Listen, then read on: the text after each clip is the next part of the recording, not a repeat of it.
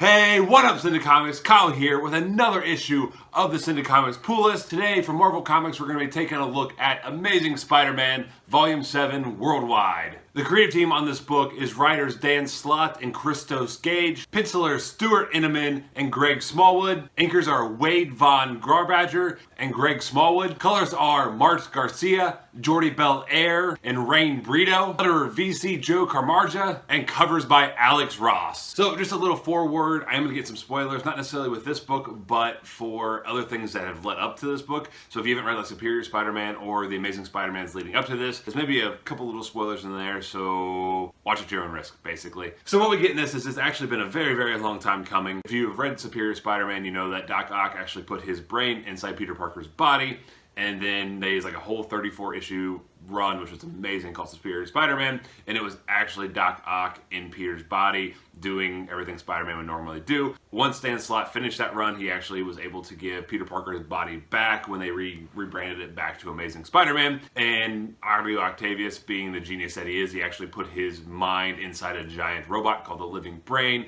that was actually helping Peter Parker kind of build up this Parker Industries, which is this billion-dollar globe-trotting, like, huge corporation that Peter Parker had started. And with the events of the Clone Saga, which was the event, I know there's so many events, but the Clone Saga that happened just before this arc, Audio Octavius was actually able to find a new clone body, so he put himself in that, and now he has branded himself the Superior Octopus. So what we get is finally the showdown between Audio Octavius, the Superior Octopus, and this Peter Parker. Overall, I absolutely love the build-up, and I love the culmination of Audio Octavius finally, like, becoming the Superior Octopus and facing Peter Parker. I think that the build-up was brilliant. I think especially if you've been reading Spider-Man since the Superior Spider-Man days, this was something I've really been waiting for, and I think Dan Slott did a fantastic job getting the build-up, getting the idea of Audio Octavius making his move very, very well. I thought some of the little kind of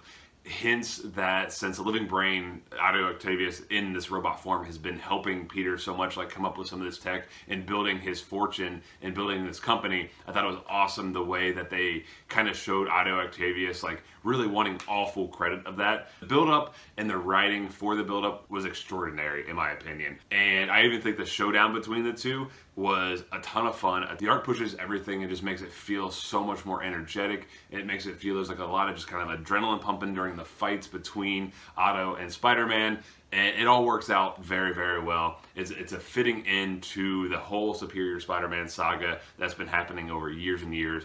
And yeah, it's great to have Audio Octavius back and being a true Spider-Man villain. Now, there are some things I did not care about this book. One being the tie-in with Secret Empire, which you guys don't know, that is the big event they just did with Captain America, Steve Rogers, where he was basically a Hydra agent. And it really sucks because it's really weird. So I don't know how Dan Slott would have liked this, because he's been building up for years this whole Audio Octavius storyline. You finally get to like the face-off between the two, and I don't understand the pacing of this, because all of a sudden it's like Spider-Man gets this call from Tony Stark and he's like, oh, hey, Peter, you gotta come help us fight Cap. And Peter just leaves. Doc Ock is in Parker Industries, is in his headquarters with all the data, all the tech that he's come up with, and he just leaves to go fight Captain America during this event. I don't get how Marvel thinks that's a good idea, other than they think maybe someone who's buying Amazing Spider-Man is going to go pick up all the issues of Secret Empire just because they want to know where Spider-Man went and why.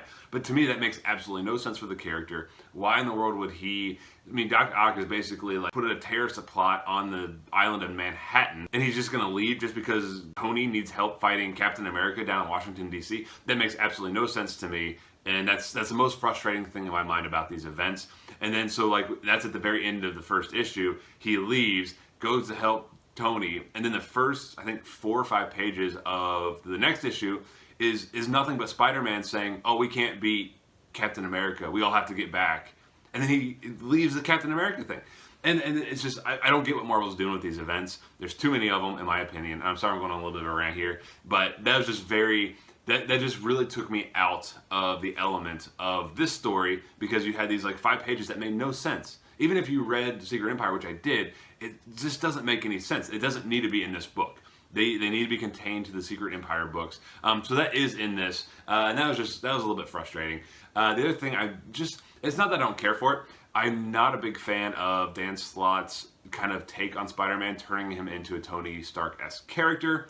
I still enjoy it because it's Spider-Man as Peter. I just didn't enjoy it as much watching him basically be a clone of Tony Stark and always kind of just like trying to just being in, you know, over in Japan and China and all these other places, London, all these other places, and just kind of hopping all over the world and just like having to deal like with being a CEO of a company.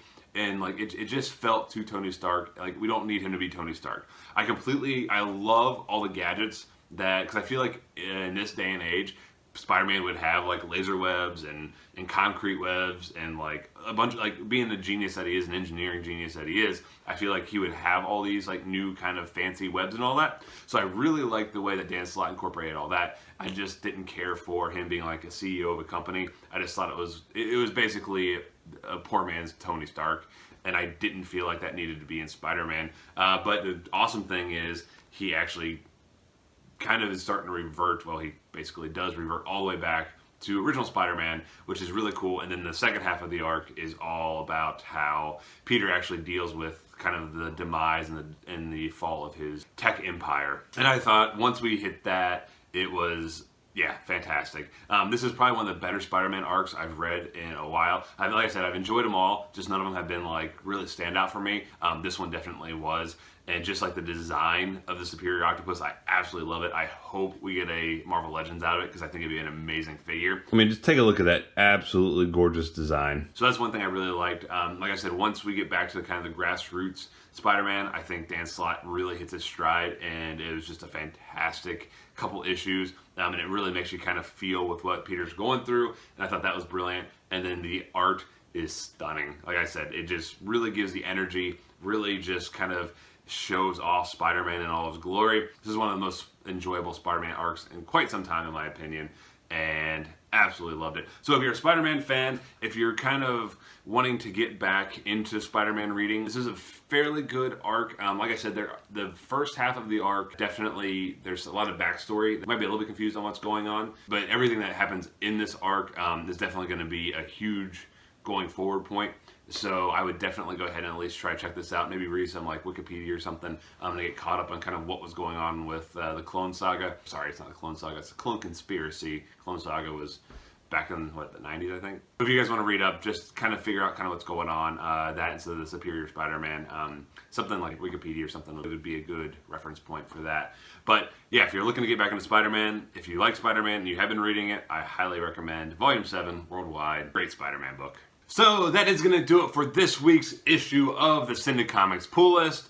I want to thank you guys so much for checking out these videos. Really does mean a lot to me that you guys are watching them. Hope you guys are enjoying them. I hope you guys are finding maybe some new books. I'm going to do a couple superhero things just to kind of get back in the mainstream a little bit. But I think kind of my goal with this is to get maybe some books that you haven't heard of that might kind of pique your interest. So if you guys have grabbed any of the books that we've reviewed so far, please let me know in the comments. If you guys have actually read the Amazing Spider-Man run, I'd love to know your thoughts and takes on it. Like I said, I really enjoyed this arc. I really like where it's going. I know Dan Slott has announced that he unfortunately is not going to be continuing Amazing Spider-Man, and he's moving over to Iron Man, which kind of makes sense because he kind of turned Peter into Iron Man. So I think he'd be really awesome at writing Iron Man. So that's where he is going. I think he's got a couple more issues left, so a couple more trades still to come out will be under Dan Slott. So wish him all the best, and I've enjoyed his run so far. So if you're looking for a good Amazing Spider-Man book, this is definitely one to pick up. Let me know in the comments also if you guys have any recommendations or anything you guys want me to review. Love to always find out new books and things like that. So let me know in the comments. And so next week, gonna have the same thing. I think I'm gonna end up doing Batman Volume 5, The War of Jokes and Riddles. I think that's the one I'm gonna review next. So be on the lookout for that, 5 p.m. every Sunday. We'll have a new review. And that's gonna do it for me this evening. Thank you guys so much for checking out these videos, and I'll catch you guys later. See ya.